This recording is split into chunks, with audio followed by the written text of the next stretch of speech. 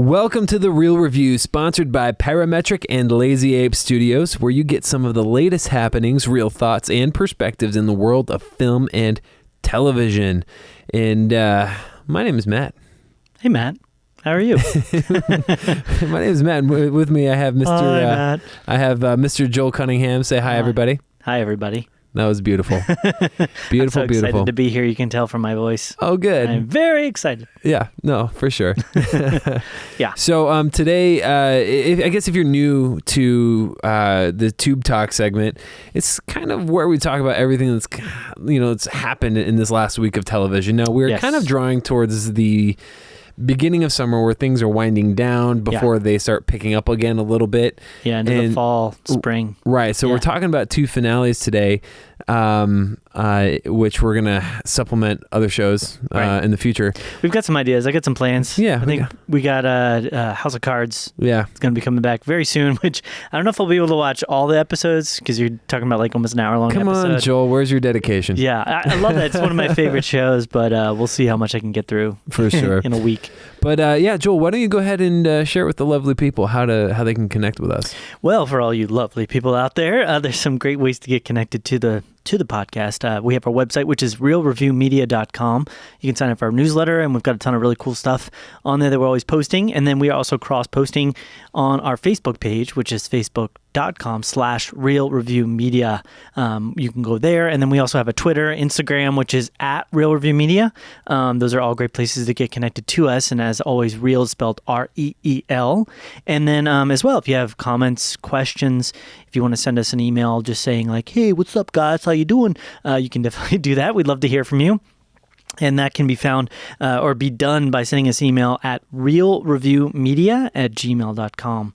So there you go, Matt. That's perfect. It's done. I've done it, Matt. Also, if you're new here, we do spoil things in Tube Talk. Yeah, so good spoiler warning we kind of get into the deets. If you don't want to hear it, watch the episodes first, and then come back and check it out.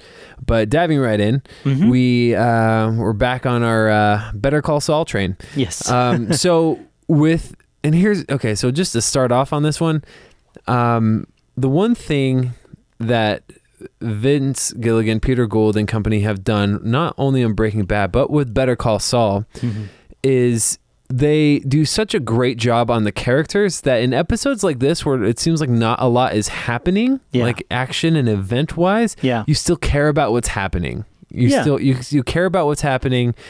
Even in these little mundane things, you're like, oh, that's interesting. That's an interesting thing. Yeah. So there wasn't a lot of like eventful stuff. It's definitely a setup thing that we're gonna get for the last 3 episodes. Yeah. At least is kind of what I'm feeling. But we got Mike mentoring, kind of in a way mentoring Nacho on how to try to assassinate his uncle. Yeah, a little bit. Yeah. And then we have Jimmy, who's already kind of taken Chuck out in a sense, but in the very last scene, kind of giving another stab in the back to him. Yeah, I think they're setting it because I don't know. It looked like what they were trying to do there is like Chuck was kind of out. Like he was out of the game, out of the picture.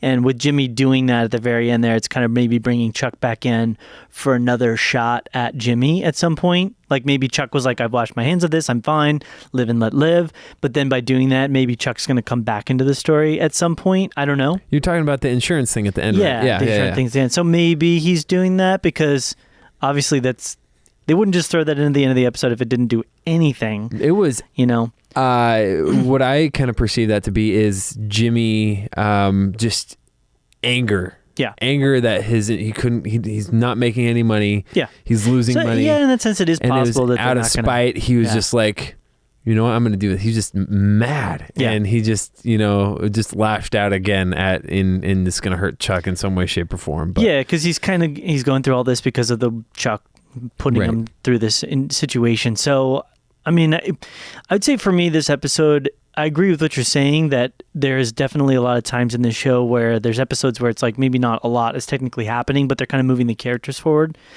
This one was a little bit harder for me in that regard because it still felt like they were taking what should have been kind of simple, short content and stretching it out a bit for me. Yeah. A bit too much to my tastes. it just, I don't know. It felt like there was very little happening. Right, exactly. With some of the characters. And so this was a bit harder of an episode. I think I still liked it overall, but I would like to hope that maybe in the next couple episodes, because there's been so much. There's been so many things like, boom, this happens, boom, that happens. And there's been so much kind of things wrapping up and kind of ending.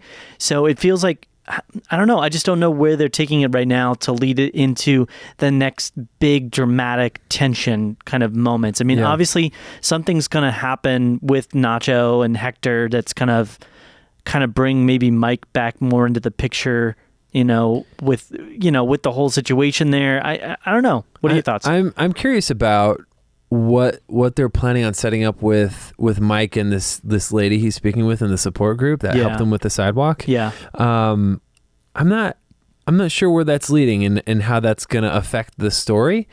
But I do care. I think Mike is one of those characters for me that you don't know a lot about him, especially when you first start learning about him in Breaking Bad, and then you bring it back here and you're like, okay, I know a little bit about him, and then you see like he's this family guy. He cares deeply for his family, wants to. You're talking about Anita, the girl with the side. Yeah, right. I felt like she was almost, and that's kind of part of the problem, is I felt like she was almost there just to move the plot along so that he would help. I think it's Price. He would help Price out with the pill exchange. And it was like, well, does she serve a deeper purpose, or is she literally just there for that? I felt like they're setting up for a deeper purpose. I didn't see it connected to the Price drug thing. Well, she told the story of her husband kind of disappearing, right? And then that became sort of the emotional reason for why Mike was then willing to go ahead with the idea of helping Price, because there was nothing else that happened between there to have pushed him in that direction, because he was dead set against it, right? And then he hears that story and then he does it, and it felt like that was really the only connecting point. And there very well might be another reason for why. Yeah, we'll see. How that plays out, and obviously we're going to see how the whole situation with Hector and Nacho and all them plays out. But it feels like we're kind of just getting to a point where we're trying to build up to what's going to happen then with Mike and Hector and Nacho, and we're building up to something with Jimmy, but I don't really know what it is right now. We're building up to eventually him getting to the place where he kind of Jimifies himself, or Sauls himself. I guess you should say, not Jimifies. He Sauls himself and becomes officially that character. He's still got to find a way to do something over these next 11 and a half months or whatever. to make money before he can practice law again. Yeah, and I mean, they're moving towards another season, I think. Yep. So what's big enough now to motivate that kind of situation, because at this point it's kind of like, well, he's got a year left and then he's kind of back into doing law and he's free of the baggage of his brother. So that's why I was kind of like, well, maybe by what he did with Chuck, it's going to kind of bring some additional situations where he's going to end up having to really do some really nasty, gnarly things to Chuck. But I don't know. I'm wondering if Kim is going to do something, because she's kind of having those doubts, second guessing stuff. So Kim's going through her own little kind of baggage there, which that in and of itself as well, I was just not super sold on, because it just kind of came out of nowhere. It didn't really seem like that was motivated by anything that she went through in the proceedings, and she was the one that was like, I'm going to help you. I'm going to make this happen. Da, da, da. And she never really second guessed it. So it would have just been nice if maybe throughout the course of it, maybe if Jimmy had manipulated the situation a little bit, or kind of manipulated her into it. But because at this point, it just kind of feels like, were you not there to see what Chuck did to Jimmy? Like, why are you so I don't know. Yeah. I know. So I'd say on we keep talking about it, but for me, on a scale of 1 to 10, I'd give this one kind of a little bit. I would actually break into the sevens with them. I'd probably go 7.8 or so. Yeah, I go 7.5. 7.5. 7.5. So, 3 episodes left. So we'll be. I'm excited to see how this kind of winds up. Yeah. Crossing the finish line. Speaking of finish lines, Joel, let's talk about our next show. Oh my goodness, this is a tough one to talk about. All right, I know. So this, what I'm talking about is the last episode, season finale of The Flash, which is titled Finish Line. Yes. So we've had a love-hate, mostly hate relationship. Maybe not hate maybe hate's a strong word. Maybe just dislike, yes, really dislike story elements, frustrations is a good word for it. with season 3 of The Flash. Yeah. And this finale did not disappoint in the frustration department. So we found out that, hey, Iris is saved, but HR sacrificed himself. And you and I were talking about this. We all know every listener to this knows that you're not the biggest Iris fan. I'm not really either. I'm not anti-Iris. I just feel like her role is... I feel like in the story she doesn't have a very big role, and I feel like she's made to be more important than she needs to be. Yeah. A lot of the time, because I felt like, and that's the main thing, is if you're on board for the whole like love relationship between Iris and Wally the whole time. I'm sorry, Barry, not Wally. Yeah. We'll get to that. But if you're on the whole relationship between Barry and Iris the whole time, then this is a much more significant probably loss for you in the last couple episodes.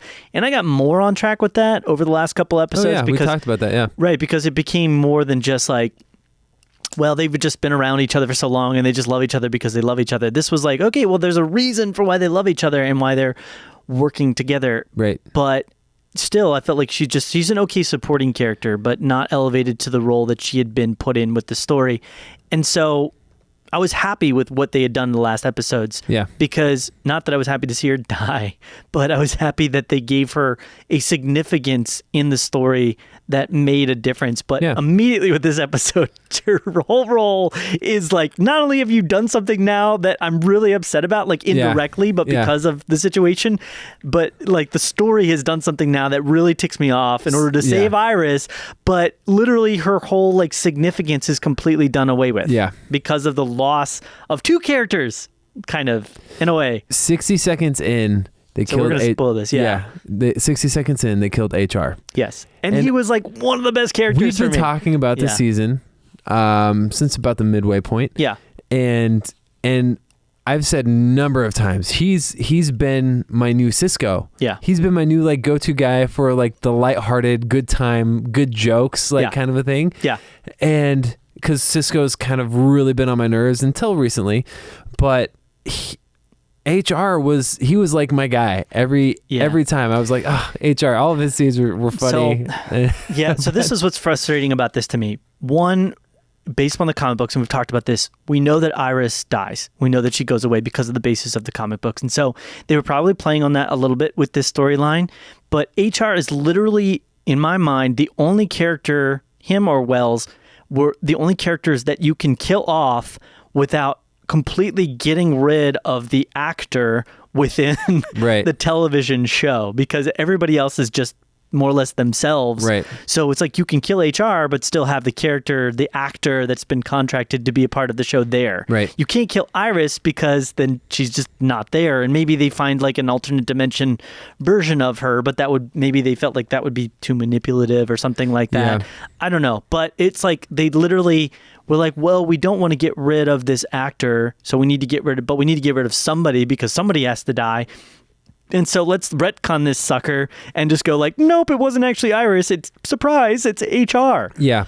Other problems with this episode, I had a few, was the thing that Julian and company had been talking about for this whole season is trying to figure out a cure for Caitlin. This was oh my god! And it just like happens. He's like, "Hey, I your mom and I've made it." Yeah. And then offers it, and she like denies it, but she's like half Killer Frost and half Caitlin. Yeah. Doesn't make any sense. It doesn't make any sense. Which part of her denied it? I know what I mean? And like, why would she deny it? At least hold on to it and be like, in case I change my mind, I'm going to hold on to this. I don't understand that. It didn't make any sense at all. And the whole show has been like, you never seen her do an about face. The whole show, she's been constantly, I want to get rid of this. I need to get rid of this. How do I get? He's going to cure me. He's going to fix me. This is going to be better. And then finally, why? There's the whole question for this episode is why? There's no reason for it. And then we move on to the third thing, which is additionally that this is less frustrating as it is just scary as to what they're potentially setting up for the next season.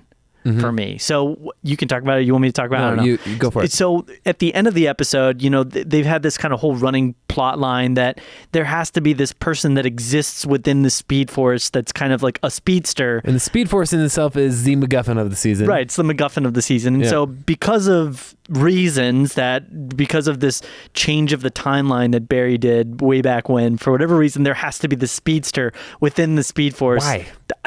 Reasons, So they have to be there. So at the end of the episode, for reasons, Barry is now the person that's like sitting in this perennial, purgatory of like just in time. He goes into the Speed Force and he's just saying that he's going to exist there. So that's the He end. seemed too okay with it. And he was totally fine with it. He's like, yeah, I'm just going to go exist in nothingness It's like, this is forever. it. This is my penance, you guys, Yeah. for creating Flashpoint. And It's been nice knowing I'm glad we saved you, but I'm never going to see you again, Iris. I've joked about how positive he can be, but it didn't really make sense why he was that positive about this whole, situation. Right. It's like, I'm okay with, as long as she doesn't die, I'm okay with being this guy that does like horrible things happens to. So I don't know. He didn't even say he's got an end game. He's just like, I'm just going to go there because it has to happen. Right. Because reasons. Yeah. The one thing I did think was interesting, and I kind of thought they were going to do this really bold move in the middle of the episode, was they were going to defeat Savitar with kindness and love. Yeah. I was like, this is really interesting. I was like, what is happening right now? But that's what really ticked me off about this episode too, because they decide now, after everything has happened, that they're going to try to reason with Savitar after he's killed HR. Yeah. Now they're going to try to extend what I have said in the entire beginning is this self-fulfilling prophecy doesn't work if they decide that even if he kills Iris, that they're not going to create the replicant or treat the replicant bad, the time replicant. Yeah. So this doesn't work that way. So, but for now they suddenly decide that, hey, we're going to treat the time replicant remnant, not replicant, time remnant well. And we're going to be nice to him and friendly and completely forgetting about the fact that he literally just killed a huge chunk of their team. Right. And like that's the thing that really upset me too, is like, Tracy said it too. Yeah, less of this episode is devoted to the fact that HR died, and more of it is devoted to, I'm glad that Iris didn't die. Right. And in my mind, HR was a much more significant part of the team and a part of the story and what was happening with it than Iris. And Iris was just being forced in there because she's a love interest because reasons. You know? So I think their reasoning is Flash is the main character. He's our main superhero. And just because he's in love with Iris, we have to, kind of go with that plot thread. Yeah. But the one thing I did think was cool was when Barry phases into Savitar's suit. That was cool. And kicks him out. I'm like, I don't know why he didn't do that sooner. I know.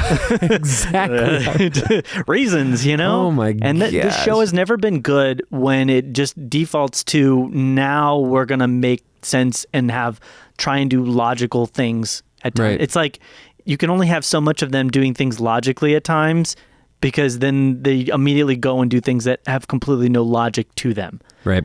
So I don't know. It doesn't make any sense. It's like, well, if Iris can change this, if Iris can literally change the way that she looks based upon like changing herself with the little light thing, then it's like, why didn't she just change the way that she looks 10 episodes ago and turn into like somebody that they would never expect is actually Iris? I know. You know what I mean? It's like, why didn't you do that sooner? They're playing real loosey-goosey with this stuff this season. I don't know what's going on.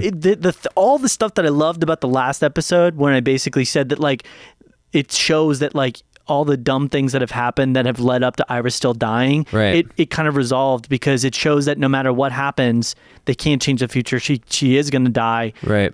It made sense. But then they immediately go back on that and say that, no, they can change the future now. If one person is like willing to do something they should have done a long time ago. Yeah. And it's just it's like a simple little switcheroo thing. That's all you got to do. And it changes everything. So it like immediately undid all the good stuff that they had built up in the episode prior. So this is I got really ticked off about this episode. Yeah. You can tell. I was frustrated in the first 60 seconds. Yeah. With the HR, I was like, man, he was my guy. Yeah. And the final like words that he had for Cisco were such non-words. Yeah. It was like, go and be strong, you. It was like, what? Why do you have to hide what he's saying there? Like, it wasn't like it changed really anything. Yeah. I don't know. Oh, man. Rate this thing, man. I'm going to give this a pretty low one. I actually give this one a 4.5 out of 10. I was going to give it a 5. Yeah. So. Yeah. I'm sorry. Wow. I'm sorry, Flash. Yeah. I expect better of you. Let's step back, Flash, Team Flash. Let's step back. Let's take a breather. Let's figure this out. I have to walk out. I'm going to leave. Okay. Bye, Joel. Yeah. Just kidding. Doing the foot stomp. Yeah. Well, you're going to talk about Arrow anyway. So, we're going to talk about Arrow because that was the finale as well. And I feel okay with this one because they set this up to be potentially pretty crazy. There's 2 outcomes. Mm-hmm. First of all, again, spoilers on this. Potentially his whole team is dead. Yay! That could be a bold move in itself, and it's basically rebooting. It's not going to happen. I don't think so either. Or he's going to figure it all out and get them all back, and they all survived. And it's back to business as usual at the end or at the beginning of this next season. Yeah. So Arrow gets Malcolm Merlin, he gets Captain Boomerang, he gets Slade Wilson to come in his wife, his kind of faux wife, daughter of Ra's al Ghul, to go raid the island and save all of his friends, which they essentially end up doing. There's some cool hidden betrayal things that happened in there. One of them was pretty telegraphed, but I thought it was done well. And other than that, he essentially everybody's fighting. It's kind of like the end of Flash. Everybody was fighting at the end. He ends up taking out Chase, and then you find out, oh, hey, you can't kill Chase because if he dies, there's bombs literally planted like every 50 feet on this island. And if you kill him, all of his friends are going to explode. And so Chase ends up getting away kind of in the last ditch effort, goes off on a boat. He has Oliver's son with him. Oliver ends up on the boat with him and ends up shooting Chase in the foot with the arrow, gets his son back, and then Chase, the big bad of the whole season, the Prometheus guy, ends up saying, hey, you still lose, whatever, everybody's still on the island, there's no way off, and shoots himself in the head. And the whole island blows up, and that's when it fades to black. And that was the end of the season. Pretty epic, actually. It was crazy. Yeah. And that sequence, the explosion sequence, actually looks really good. There was a couple of moments in the last 2 episodes where they have this, in the flashbacks, they have this helicopter shooting. They have it like flying through the trees and shooting, but you could totally tell it was not a real helicopter. It was that's bad. It was moving weird. It was, it was really weird. Yeah, I would say none of the Marvel shows have been known for, the DC shows have been known for their special effect work. Right. So unfortunately. And we closed the loop on the flashbacks too. So what we got started off in season 1 and all the flashbacks in the 5 years that he was on the island, we got all that story now, and that's closed. And so next season will be really interesting because there's not going to be any flashbacks to the 5 years unless they do it in some creative way, but there shouldn't be any flashbacks to the 5 years that he was stranded on the island, which the past 5 seasons have been. All the flashbacks have been that. Right. So, which you really enjoyed, you talked about. So this season I've enjoyed, yes. Okay. The last couple not so much. And the first couple of seasons were good as far as flashbacks were concerned because you learn about why he is the Green Arrow and that kind of a thing. Yeah. But as a whole, I liked it. I liked the cliffhanger. I like to see how it could either, I don't know, we'll see if it goes really dark. So let's do this if we can, because we didn't talk about as far as where things are left with the upcoming season for Flash either. That's true. So why don't we talk about where you feel like they've left things and are moving on if you want, and if you're excited for the next season, and then we can do Flash too, because I do want to mention that real quick. So to start off, let me just wrap up the Arrow real quick and we'll go back to Flash. Go for it. Arrow, I am excited to see where it goes because I feel like we're going to get this really linear storytelling in this next season. I think the team is absolutely fine. Yeah. Felicity and Oliver are they made up and they're good now, which has been a huge point of contention because I've not liked Felicity the last couple seasons. Yeah.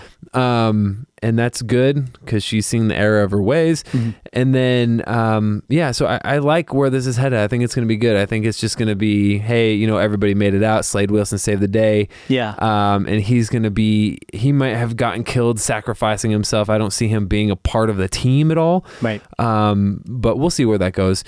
And then going back to Flash, well, let me rate that real quick. I would say I'd give it a 7.5. Cool. And then going back to Flash, I think in the first episode, we're going to get Wally trying to defend the city. Yeah. And he's just not good or something. I'm wondering if they'll do a time jump thing. I mean, obviously the timelines need to match up between all the shows. Yeah. So they can't do too much of a time jump, but maybe a month or something like that goes by. So I think Harrison's going to be hanging around for a little bit, maybe even Jesse. Yeah. And they're going to have Jesse, his daughter over helping she might Wally. Come back, yeah. And then something's going to happen with okay, I just thought of this, and this bugs me too. Why didn't Jay Garrick offer himself up to be in the Speed Force? He was in the Speed Force, and Cisco like helped break him out. His time was done in the Speed Force. That's so dumb. Anyways, okay, so I think I don't know. Barry's gonna get out. Yeah. In the first episode. You think so? I think in the first episode. I hope so. So that's my big fear, actually, because Barry is the reason that I connected into the show and watched the show. And we've talked about this. He is the speedster that we want to know about and see and to kind of carry on the speedster. He's the Flash. You know what I mean? And so my fear is that they're going to spend like the first couple episodes of the season like spinning wheels of showing like one of the characters trying to fill his shoes and having to learn how to be like the best, Flash replacement that's possible. And then like 4 episodes or 5 episodes in, then they're finally going to get to the point where they're like, okay, well, let's bring him back. Yeah. We need to bring him back or something like that. Yeah, so I hope that's not the case. That's really my concern. Yeah, and they need to change their format. 23 episodes is just brutal. It really is, yeah. It's just so brutal. Yeah. But yeah, anything else you want to add on The Flash? No, I'd say it's on a very precarious precipice right now between whether I'm going to want to engage with the next season or if I'm going to want to wait and see like the first 5 episodes until they finally bring Barry back. Yeah. Because the truth of the matter is, no matter what, like when they bring Barry back, he's going to take over the story. He's the main character. They need, you know what I mean? So anything that happens until they bring him back is pretty much just going to be buffer in my mind. Yeah. Yep, they need to upgrade his power. He needs to do what he's been doing, like do something cool, and then he unlocks a new level of awesomeness. Like, right. My feeling is they probably will bring him back, like you said, because of actually just the basics of the contract stuff. Right. They've probably got him contracted for all the episodes, so they probably will bring him back. But I don't know. I really don't. So that's it for The Flash. This next segment we want to get into has kind of been a special thing. Yes. That we've been doing because all of the major networks have been releasing their fall and spring schedules for the upcoming new television shows. Fall, spring, 2017, 2018. Right. They've been talking about all the renewals and cancellations, but what we wanted to talk about some of the newer things that they're bringing to the table. Yep. And last week we talked about ABC and like the 300 new shows that they're adding to their slate. They have a ton of them. Right. A couple decent looking ones, a few of the comedies in particular. Right. So not as many on this one, but we're going to be talking about CBS's slate. Yeah. And the first one to kick that off is SWAT. Yes. Now, the first thing I think of SWAT is that movie with Jeremy Renner. Right. That came out, and Samuel L. Jackson and Colin Farrell, right? Yep, that's correct. And this is actually, so this isn't, it's based upon the TV show that came out, I believe, on ABC in the 1970s, I want to say. Right, back in the day. Right, so it's got like kind of a reboot. It's got like the same logo and the same font and lettering as the movie did. Yeah. Which is interesting. I haven't read too much if it's based more on the film than... So I know that there was the movie, and this is kind of like a reboot of the show. It looks like a prequel to the movie stuff. So. It could be a prequel or something. I haven't had a chance to look into it too much. But so the synopsis for this one is follows a locally born and bred SWAT lieutenant who's torn between loyalty to the streets and duty to his fellow officers when he is tasked to run a highly trained unit that's the last stop for solving crimes in Los Angeles. It stars a bunch of folks, but you've got Andrew Adams, Keena Ferguson, Luis Ferreira, Louis Ferrigno, Kenny Johnson, David Lim. So I'm not going to go through everybody here, but it's, I think at this point, I don't know if it's been officially picked up or if it's just kind of in the pilot. I only see reference to one episode being on there, so they might be waiting to see kind of how this one plays out. Right. I don't know. What did you think of the trailer, Matt? Anything? Looks okay. Yeah. There's a couple cool shots. I preface this every time with the TV show previews. I don't really, TV show trailers don't get me excited for a show. Yeah. Pilots in the first 3 episodes get me excited for a show if I'm really going to dig it or not. Yeah. So this doesn't do a whole lot for me, but it does. But it does look good. Production value looks good. I am interested in the story. It looks like they're going for some very timely, like relevant, social commentary stuff as well. Right. Yeah. But yeah, I don't know. I'm just kind of okay. I've never been a big fan of these kinds of ones, but I think if there was one I was probably going to try and check out, it might be this one because it's comparing it to a very modern, relevant kind of issue. Right. But it's also not. I don't know. It's not trying to heighten anything. It's not trying to like overly dramatize it. It's from what I can tell, it looks like it's trying to approach it in a very real way. Right. And then I think the acting looks decent on it. I've yet to see too much about the actual like special effects action type set pieces and see if they've really done anything significant with those. I don't expect too much with it because it's a broadcast television show. They probably won't go too far with it, but acting looks decent. It's got some, looks like, romantic type tension moments between like the main guy and one of the main girls who's kind of like his boss. And, so I don't know. Yeah. It's got a little bit of an interest for me. Yeah. And that one, yeah. So the interest is there a little bit for me, and kind of segueing into the next one too. That one, SWAT, and this one coming up actually has a little bit of this Flashpoint flavor to me. Did you ever watch Flashpoint? No. Okay, so my wife and I did, and Flashpoint was actually pretty good for what it was.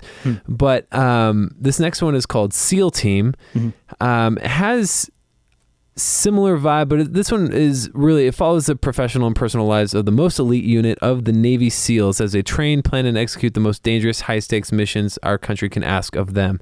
So this reminds me of Flashpoint as well, but it's like you get the mixture of this team, tight-knit team, with some newbies along the way.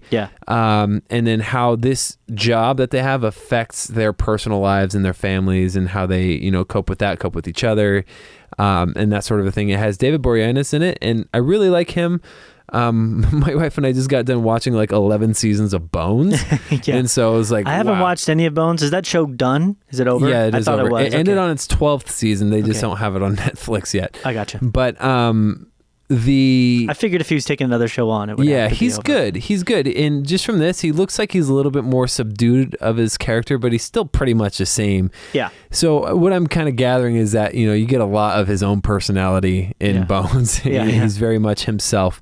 But it looks okay. Again, it's just going to be a procedural of kind of a drama with some action. To me, the big one, it's hard to say. So this is, very much about sort of SEAL action, espionage, like going into undercover places and killing people and fighting to save things and blow things up. It's really, to me, going to come down a lot to the action that's actually portrayed in it, because you're talking about who it's supposed to be the peak of the peak, the top of the SEALs. So I'm really interested to see how well they can portray the action there, because if you're going to say that, then I'm going to want to see like the best of the best in action. If you're just going to say that to just get it manipulated to tell, it's like you could tell a dramatic story without going with the peak of the peak, the best of the best kind of people. So, I mean, I would maybe check out like the first episode and see how they really handle the action. I've heard this over and over again now. A lot of people are saying you need to give like 3 episodes. Like you need to try the first 3 episodes, but I don't know. This isn't one that I would say just jumps out to me initially. There's nothing really special about it, but I don't know. Maybe give it a shot. Yeah, well, we'll see. I'm kind of feeling the same way on this. And they have a dog. They do have a dog, right? There's a dog in it. So if you want to see some dog fighting, so you can do that. This next one I want to talk about, because it kind of reminded me of something else that CBS had going on. It's called The Wisdom of the Crowd. So inspired by the notion that a million minds are better than one, a visionary tech innovator, played by Jeremy Piven, creates a cutting-edge crowdsourcing app to solve his daughter's murder, revolutionizing crime solving in the process, based on the Israeli format of the same name. So apparently it's based off of another property, very much of the same, same deal. So this, when it started off, I was like, this is interesting. This is kind of a personal story, but it kind of turned into what seemed very much the same what person of interest was. Because there's technology that allows you to help prevent or stop crime. Right. And figure it all out. Yeah. Does like the detective work for you. This is kind of the same thing. Now, I think where this is going to either be excel or potentially be hindered is how much of this app just is like Facebook. How ridiculous they get with the realism or unrealism of the app. Right. If there's some how would somebody have done that? If there's some real ingenuity in it, that actually might be really cool. Yeah. I did like, there was a scene where like, first of all, Jeremy Piven's like, this is just for my daughter. Yeah. And then what, this division's like, oh, we can solve all these other crimes. They start solving all these other crimes. Yeah. And so there's this one scene where they tap into this girl's phone and they're like, hey, can you get closer to this conversation? Yeah. And they're like, they get it. I was like, oh, that's kind of cool. I like that. You know? So I will say this. So there's like kind of three people in this that I recognize: Jeremy Piven, Richard T. Jones, and Monica Potter. Right. I'm a big fan of Jeremy Piven. I actually really liked him in a lot of the stuff that I've seen him in. He always plays the character that I like him the most is kind of like his entourage character. He was also in Grosse Point Blank, which we talked about as one of my favorite movies. Serendipity. Yeah, he's in Serendipity. But he always plays this character that's kind of like on edge, but also in a very humorous, over the top, ridiculous way. He's like, oh my God, right? And he's like always on crack, kind of, basically. And I like him as that character. I think he's hilarious and interesting, and he like always grabs my attention. It's weird because in the trailer, at least from my perspective, he was playing a very calm, docile kind of thinker. Like he's the head of this, huge tech company that steps down at the very beginning to create this software that's going to hopefully, prevent people from dying and crimes and everything. I was hoping that he would go more towards that side of himself, of that crazy, ridiculous kind of humor, because it feels like what this needs is a bit of that Jeremy Piven-ness. It kind of needs a bit of like, because as much as I think this is cool, what they're trying, something a little bit different with the idea, the concept, than the other two we talked about, it's still a bit ridiculous. Yeah. And I think it could just be a bit fun to have him play kind of a ridiculous character in it, but he's not right now, at least according to what I'm seeing with the trailer. Yeah. So that would interest me more. I might still check it out just because it's Jeremy Piven. Yeah, I like him. Yeah, I like him too. I don't know if that comedy would work necessarily. We'll see. He might even go that route. We just don't know. I think you could, if it's treated the right way, like not overwhelmingly so, but it kind of flavors a little bit of his interactions, So yeah. Yeah. So moving on to the next one is Young Sheldon. Yes. What's that one about? Just kidding. So this is the prequel for Sheldon Cooper, who's a 9-year-old genius who can figure out almost anything but his football-loving, church-going, small-town Texan family. It's a spin-off. It's a spin-off prequel to The Big Bang Theory. Yeah. And I will say this does not look interesting to me in the one bit. But because I do like my Big Bang Theory on occasion, but the only thing I think this has going for is the young kid, I feel like, has nailed the vocalization of Sheldon Cooper down to a T. Yeah. He sounds like him. I think he's got it pretty good. Yeah. The thing that that I'm not liking about this, and even based on the trailer, is when we've talked about this, kids that are too smart for their own good.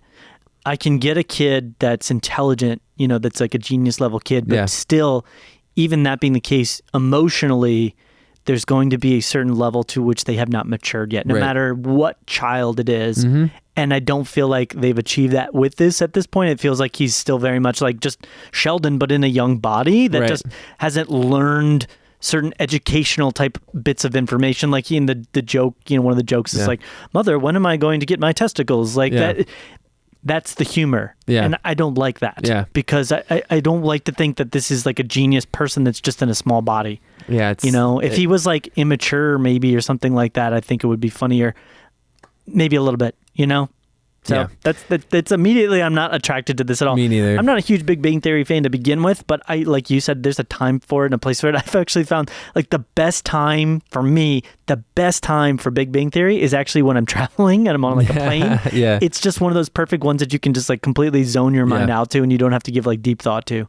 But yeah. Yeah, I don't know. You're right. It's just it seems like he's just miniaturized Sheldon and not a younger Sheldon. Yeah, that just doesn't have all of the technical knowledge that an older Sheldon would have, which frustrates me. You know? Well, they might explain it better in the show, but it just doesn't look like it's anything interesting to me. Yeah.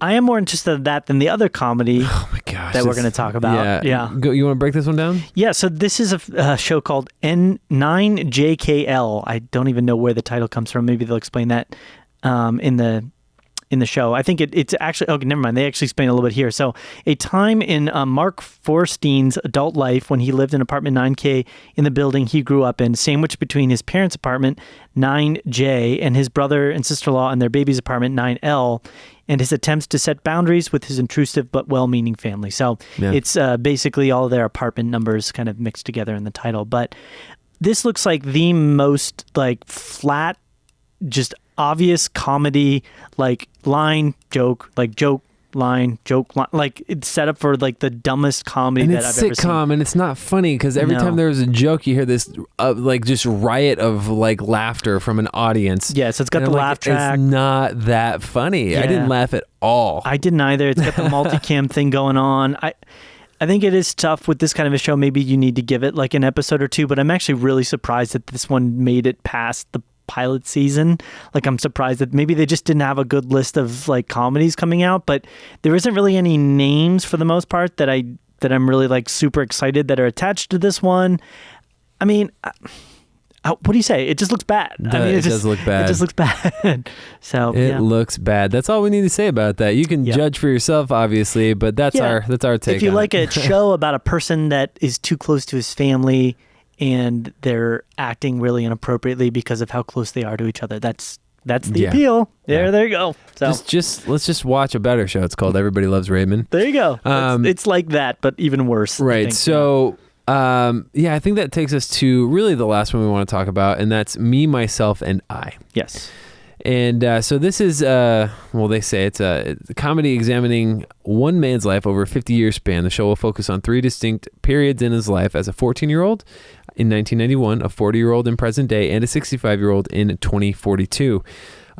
Which that premise in itself is pretty cool. It reminds me a little bit of not Parenthood, almost a Parenthood. It reminds me of This Is Us. Yeah, This Is Us. Kind of it's when they're kids, and actually different time frames when they're kids too. Yeah. So it's not just one like year when they're kids, but also when they're adults. So this reminds me of that a little bit, but expands on it by doing the future.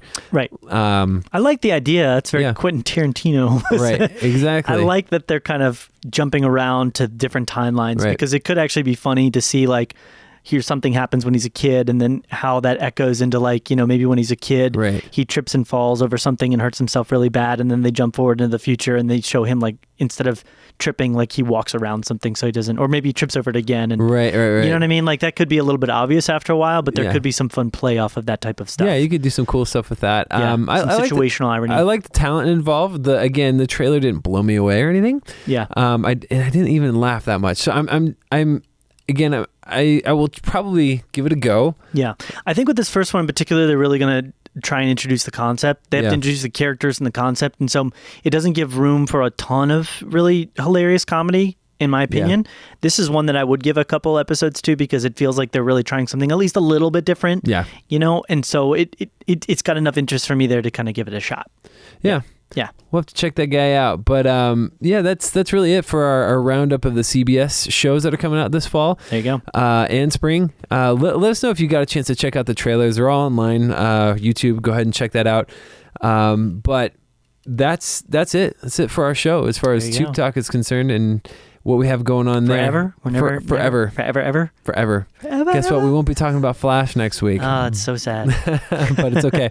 I'm okay. I'm all right with taking some time off Flash. I need to distance myself a little. Yes. we need to go on a break like Ross and Rachel did. There you go. We were on a break.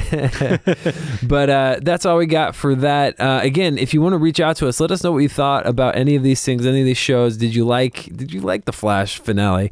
Email us at realreviewmedia@gmail.com. What I would love is somebody out there watch the first episode of 9JKL and give us a review so that way we don't have to watch it. There you go. Sorry. Do it. Send us an audio recording of that. That'd be great. We'll play it live on podcast recording. And then we're going to keep you updated too. So reach out to us on our email, but also keep up to date what's going on our website, realreviewmedia.com, at facebook.com/realreviewmedia, and then Twitter and Instagram at realreviewmedia.